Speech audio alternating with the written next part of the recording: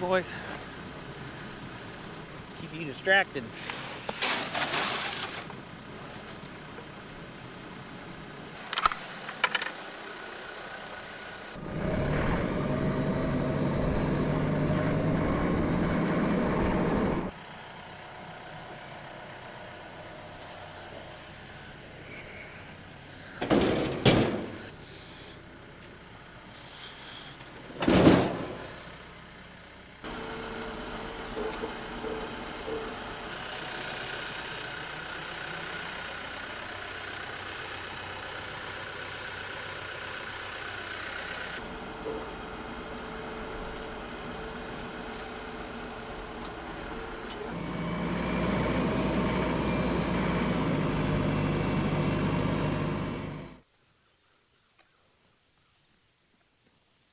Hey guys, I'm Evan. Welcome to Country View Acres. So first thing I needed to do today was I needed to bring these steers a new bale of hay. They completely ate their last bale yesterday, and there's really not much forage out here in the pasture for them to graze. So I've been using my winter stockpile of hay. I've been using to keep these steers fed, and luckily, because I've been waiting for a butcher date. So luckily I called today. I finally got a butcher date. They're going to leave in 4 weeks. I've been on a waiting list. So at least I know they are going to be leaving soon. But I would like to be able to find them some new forage before they go. And so maybe I don't have to keep on feeding hay as much. So the next thing I want to do is I want to set up some temporary electric fence in here. I want to make sure the steers are trained up on electric fence. I believe they were before they came here. But I just want to do some tests and some training, and then maybe I can actually set up an area outside of this pasture and give them some fresh grass, before they end up going to the butcher, and then maybe I will be able to feed less hay over the next few weeks. Hoping the ground's soft enough these will step in. Hopefully.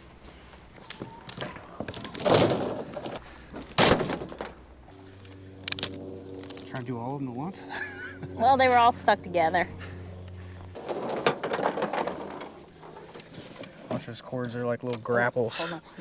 Yeah, see, they catch everything.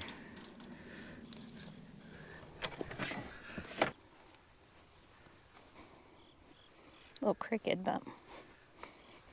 Hey, you're wearing boots today. Well, it's colder. It's colder, yeah. No flip-flops today. You can go farther than that. Probably 2 posts. Or you can put them wherever you find a soft spot. That's kind of an interesting dance you're doing. Trying to use all my weight. So we're just going to run a single strand of poly braid wire, and not all of this electric poly wire is the same. This is a poly braid, and this actually I think has 7 or 9 filaments, metal filaments in it to conduct the electricity. A lot of the real cheap ones will only have like 3, so you definitely want to spend the extra money and buy one of these that have like 7 to 9 conductors in it, and I think you're going to end up with a lot more shock, a lot more bite to it, and that's what you want. You want them to be afraid of it. You want them to respect it, that's for sure.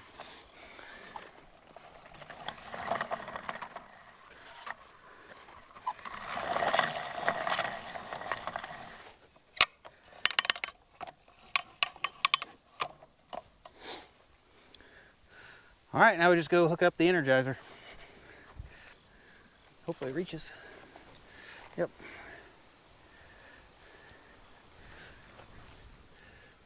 Then turn it on. It's on. Gotta find a good place to duck under.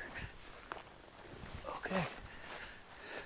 So the steers aren't the only ones that are out of pasture right now. I mean, we really don't have much pasture for the sheep and the cows as well. But I'm really afraid that those sheep would get out of poly wire because they got that wool coating, and I think they only really get shocked really good on the face. So I'd like to maybe do the same thing in the cow pasture with the sheep, but I think we'd have to go back and forth and do like 3 strands to make more of a barrier, and then maybe that would help the sheep get shocked and respect it. because I would like to be able to do the same thing with them and be able to give them a temporary pasture as well. All right, I'm gonna put some feed in Maya's troughs to get her out of the area we wanna close in. The rest will come running. We don't want to be bothered by the animals while we're setting up this fence. There's the sheep. Here comes Maya. Here comes Maya. You can see they definitely like to feed. So the sheep and the dairy cows, they're already trained to electric netting. So I mean, this is going to look exactly the same. It's just going to be less strands. So hopefully we'll set this up, let them realize what it is. And I think they're going to be way easier to be able to give extra pasture to, because we can give them over here toward our house, and then we can also give them the whole area on that side of the barn. We just don't have enough electric netting to be able to give them a big area. But this poly wire, I forgot what comes on a roll. It's like a 1/4 mile on a roll, and you can go a pretty good distance that you can give, you know, temporary pasture. And this is definitely the way to go, as long as we're comfortable and we feel they're trained. I'm gonna zigzag this. It's gonna go, I'm gonna do, yeah, 3 strands. Let me think about that. I need to start here, go down, back. No, I want it to end there. I want to start there to here, there, and then back. So I need to start this end.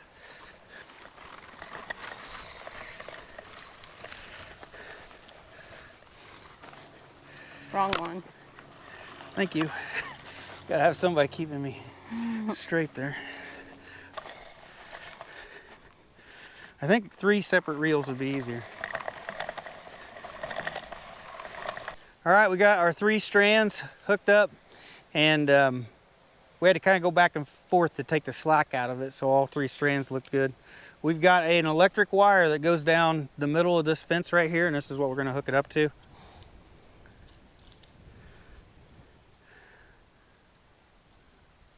So we'll watch this over the next couple days, and we'll see how this works out. If it looks like it's gonna be fine, we'll go ahead and we'll give the cows and sheep, we'll give them a lot bigger area than what they have, and they can finally get some much needed grass.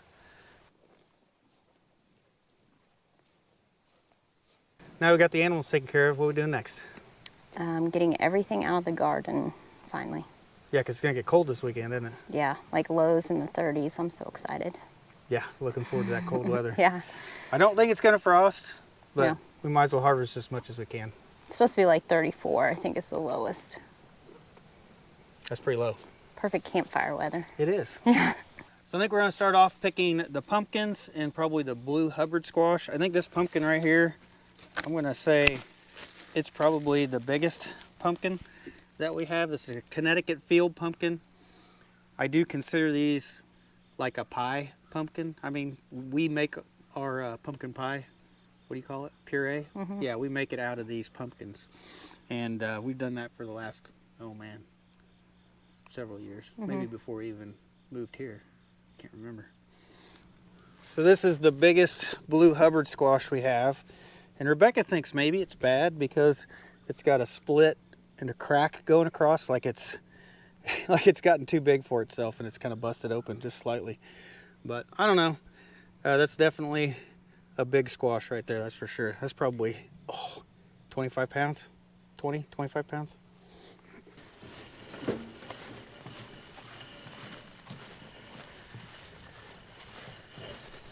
Well, this is what we've harvested from the garden so far. I think we got 12 pumpkins. There's actually more out there that aren't quite ready. And we've picked 5 of these blue Hubbard squash. Never grew those before. This is our first year. So hopefully we didn't let them go too long. I don't know if you can let them go too long. And then in here we got tomatoes, jalapenos, bell peppers that we need to clean up and get this all put away. 15, 16, 17, 18, 19, 20, 21. Still got them all. All right, who wants to be the first turkey to get on the scale? Any takers? Anybody? Rebecca thinks you're just gonna jump up there on your own. Yeah, they might. Get up If you put some food in there. they'll just eat out of it. They ain't gonna stand on it. So the turkeys are gonna be 13 weeks old here in a couple days. And we feel like they need to go, I think what, at least 16, 18 weeks probably before we butcher them. So we still have till the end of October, the beginning of November before the turkeys end up going to freezer camp. That one's trying to get in. He's looking at it. Yeah, he's tried to raise his leg up and climb in. So we thought maybe today we would weigh the turkeys and the chickens. The chickens are actually 7 weeks old this weekend. They're gonna get butchered next weekend at 8 weeks. At least that's what we're planning. So, curious what they weigh. Okay, hold on, buddy. Hold on. You gotta stand. There he is. What's he weigh? 20 pounds, 8 ounces. Oh! He went around the scale to the almost to the one. Oh, the scale's not big enough. Uh-uh. I never really thought that it was only a 20-pound scale.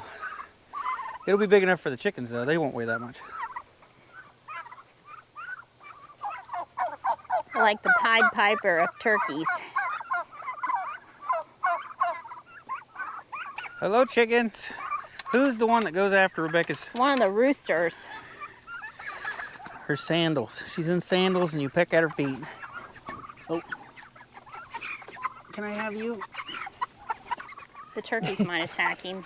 These guys are so much easier to catch. Like they just sit there. All right, buddy. You gotta stay still. Stay still.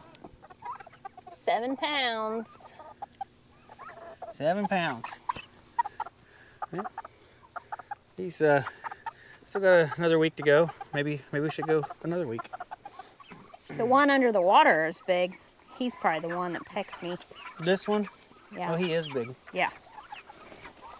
Oh, he knows he's in trouble.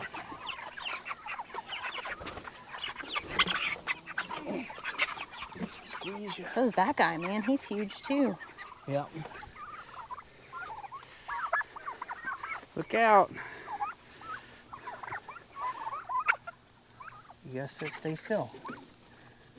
There you go. No. No. You gotta stay still. He is 8 little, well, He's not staying still. I know. Yeah, he's about 8 pounds. Was that what the other one was? 7. 7? She's definitely the smallest and the fastest. You're really small. This is our smallest turkey. It's a girl. She is 10 pounds. Yeah. Got a long ways to go. Yeah, the chickens are almost as big as she is. Yeah. So the mobile turkey roost is getting pretty dirty, and all the ground around it is too, because that's where they sleep, that's where they lay in the shade, that's where they drink and eat at.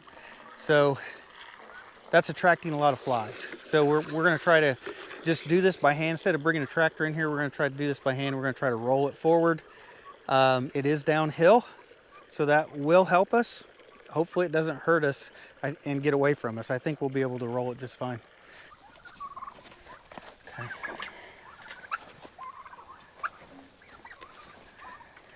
Get over some fresh grass.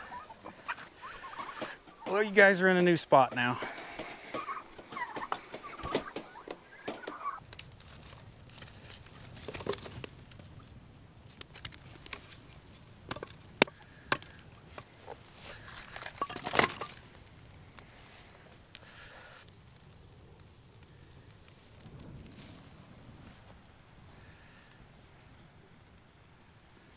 So this weekend, the weather has cooled off, and we hoped that we could sit out here over an open campfire of an evening and cook our supper and spend it out here next to the pond. And we were getting that all ready for tonight. And then the sky started darkening up. I don't know how well you're gonna be able to see that, but we've got a line of rain that's coming through. I think it's moving fairly quick. Hopefully it's gonna pass over us, drop a little bit of rain, and then we'll still be able to come out here and cook over this campfire tonight. So what we're planning to cook over the campfire is an aluminum foil packet. And it's basically, you put whatever you want in it. It could be any type of meat, any type of like potatoes, vegetables, anything you want, any combination, any kind of seasoning, It's pretty much a one-pot dish, and it's kind of everybody make your own. It's like 1,000 different possibilities. So I have zucchini, red, orange, and green peppers, and then I have some onion with just like fajita seasoning. Is there chicken in there? Yes, and chicken. Basically, you just close up all your ingredients, and then we'll just put it over the campfire to cook.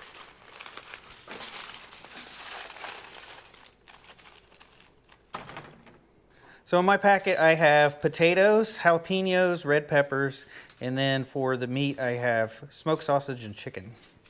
And then I need to season it still, actually. So we're gonna go ahead and just put a bunch of salt on here. And then we've got, what we got? We got some Cajun seasoning we're gonna put on here.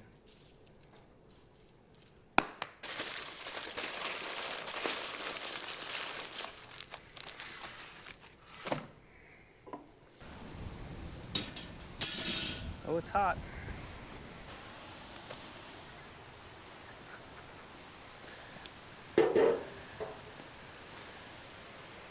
So it looks like the storm is going kind of just north of us. I think it's just going to go on the edge of us. So I think we're good tonight to cook outside. I'd say it's been about 20 minutes so far. And we probably got another 20. But this, any like one of those old grill lids like that, that'll definitely help things kind of cook quicker over the open fire. All right, what do we think it's been? About 40 minutes? You think this one's mine? I think so. Okay. Let's see if the chicken and potatoes are done. There we go. Looks like the chicken is done. Oh yeah. Looks like the potatoes are done. Oh yeah. I think it's time for cheese. Just that little bite I have has got a lot of spice in it.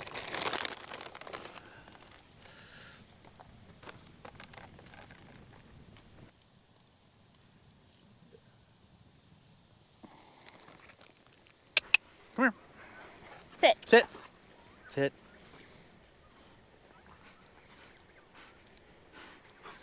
Okay, be good. Got my thumb a little bit. She's does. a biter.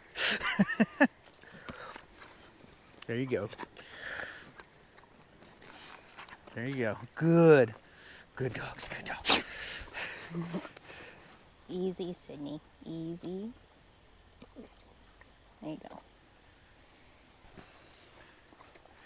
Sid. And be easy. Easy. Now stay here and be good. I can smell it. It smells like a fajita. Yeah. That's good. All right. Well, none of it's burnt on the bottom. I was afraid we were going to get too hot. Look at that. Well, it looks like the sun is about to come back out. Perfect timing. I think the wind's died down a little bit. Yeah, it has. It was starting to get pretty cold. So this will actually end up being about perfect. Mm-hmm.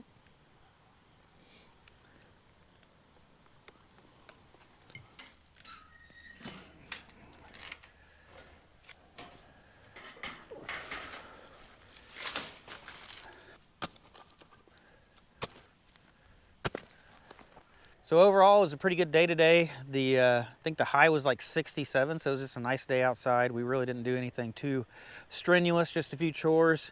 And then I spent the rest of the day working on that PTO generator that I bought at auction. I've been taking it all apart, cleaning it up and repainting it, and I'm finally to the point of putting it back together. So probably have a video out on that here fairly soon. And yeah, pretty good day. We were able to stay out here for a little over an hour this evening so far and enjoy the campfire. And there's a meteor shower tonight.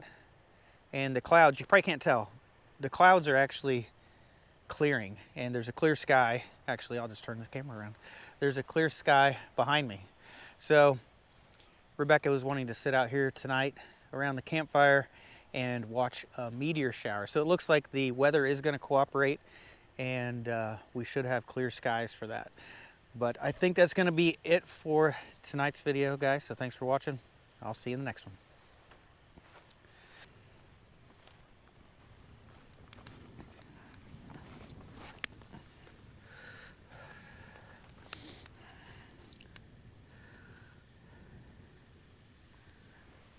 Well, it's time to do chores before it gets dark.